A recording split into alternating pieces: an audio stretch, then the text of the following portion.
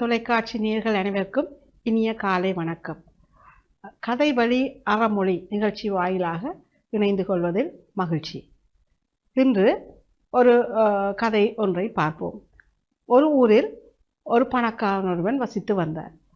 அவர் மிகுந்த நிறைந்த செல்வத்தை உடையவராக இருந்தார். அவர் வயது முதிர்ந்த நிலையில் தனக்கு வியாபார போக்குவரத்து செய்வதில் இடர்பாடுகளை எதிர்கொண்டார். இதனால் தான் ஒரு குதிரை ஒன்றை வாங்கலாம் என்று யோசித்தார். குதிரை ஒன்றை வாங்கினால் தனது வணிக போக்குவரத்துகளுக்கு மிகுந்த உதவியாக இருக்கும் என்று அந்த வியாபாரி எண்ணினார்.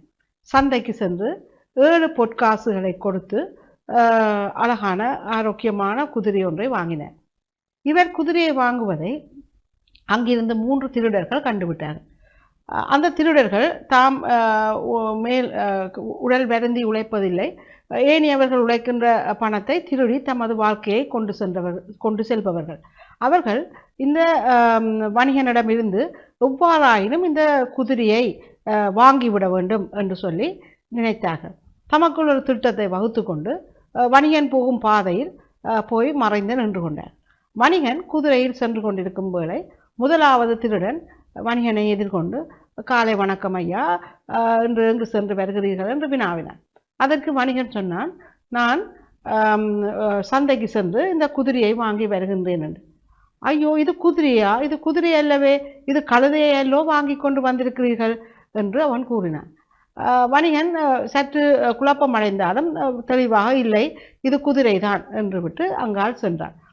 அங்கால் சற்று தூரம் செல்லும் போது 2வது திருடன் எதிர்பட்டான்.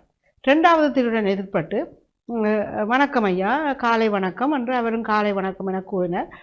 கேஷுவலாக மிகவும் மிகவும் நோமலாக அவர் கதைகளை தொடர்ந்து விட்டு, எங்கு சென்று வருகிறீர்கள்? நான் சந்தைக்கு சென்று வருகிறேன், சந்தையில் இந்த குதிரையை வாங்கி வருகின்றேன் என கூறினார். அதற்கு அந்த திருடன், குதிரையா? எங்கே இருக்கிறது குதிரை என வினாவினான். ஏன் ஐயா, நான் ஏறி வருவது இந்த குதிரையில் தானே நான் ஏறி வருகிறேன். ஐயோ, இது கழுதை அல்லவா, இது குதிரை அல்லவே என்று அவர் சற்று குழப்பம் அடைந்தார். இதென்ன, பார்ப்பவர்கள் எல்லோருமே இதனை கழுதை அல்ல, குதிரை அல்ல, கழுதை என்று கூறுகிறார்களே என்று சற்று குழப்பம் அடைந்த நிலையில் அங்கால சற்று தூரம் போகிக்க 3வது திருடன் வந்தார். 3வது திருடன் வந்து அவருக்கு அதே போன்றே சுமூகமாக தனது உரையாடலை தொடங்கிவிட்டு கூறினான், உங்களுடைய கழுதை மிக நன்றாக இருக்கின்றதுன்னு கூறினான். இது கழுதை அல்ல, குதிரை என வணிகன் கூறினான்.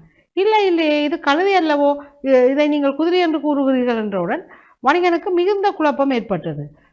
தான் வாங்கியது கழுதை தானோ என நம்பி அதிலிருந்து வாங்கி அதனை கலைத்து விட்டு தான் நடந்து செல்ல துவங்கினான்.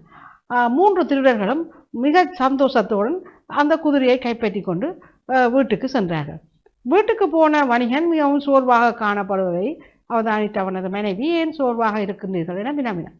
அதற்கு வணிகன் சொன்னான், நான் இவ்வாறு ஒரு குதிரை ஒன்றை வாங்கி வந்தேன், அதை கழுதை என்று சொல்லி எல்லோரும் சொன்னார்கள். எதிர்படுகின்ற எல்லோரும் அதை கழுதை என்று சொல்ல நான் அதை விட்டு வந்து விட்டேன். மனைவி அவர் ஏமாற்றப்பட்டதை அவருக்கு உணர்த்தினார். இவர்களுக்கு ஒரு தகுந்த பாடம் கற்பிக்க வேண்டும் என்று வணிகன் நினைத்தான். வணிகன் 2 ஒரே மாதிரியான ஆடுகளை வாங்கினான். அந்த ஒரே மாதிரியான ஆடுகளில் ஒன்றை வீட்டிற்கு முன்னால் கட்டிவிட்டு மனைவிக்கு ஒரு கறி ஒன்றை கோழி கறி ஒன்றை சமைக்குமாறு கூறிவிட்டு கேக் ஒன்றை செய்யுமாறும் சொல்லிவிட்டு சந்தைக்கு மற்ற ஆடை பிடித்து கொண்டு சந்தைக்கு சென்றார்.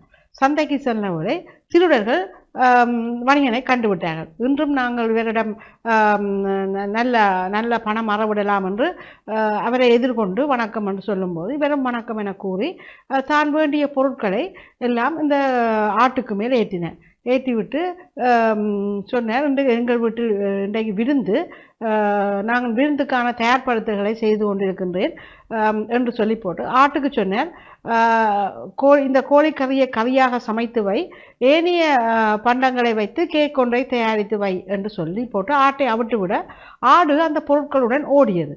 அப்பொழுது திருடர்களுக்கு இது என்ன ஆட்டிடம் கூறி விடுகின்றார் என்று, நாங்களும் விருந்துக்கு வரலாமா என்று கேட்டார்கள். திருடர்கள் கேட்டார்கள். அதற்கு அவர் சொன்னார், வாருங்கள், என்னுடன் வாருங்கள், அழைத்து செல்ல வீட்டுக்கு முன்னால் அதே மாதிரியான ஒரு ஆடு கட்டி இருப்பதை திருடர்கள் பார்த்தார்கள். வீட்டிற்குள் சென்றால் தயார் நிலையில் கேக் இருக்கின்றது, கறிகள் எல்லாம் அவர் சொன்ன கறிகள் எல்லாம் இருக்கின்றது, ஆடுதான் சமைத்து வைத்தது என்று இவர்கள் நம்பினார்கள்.